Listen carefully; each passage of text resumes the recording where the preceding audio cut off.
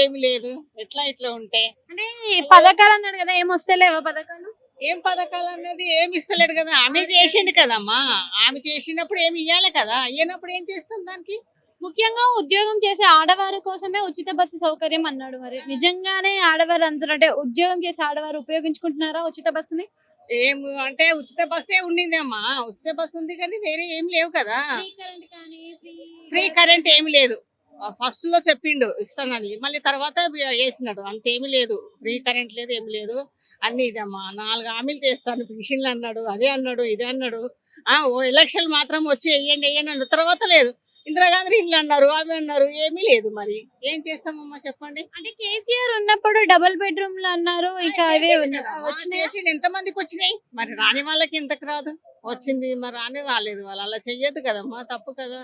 ఇచ్చిన వాళ్ళకి ఇస్తేనే మళ్ళీ నెక్స్ట్ చేస్తారు కదా.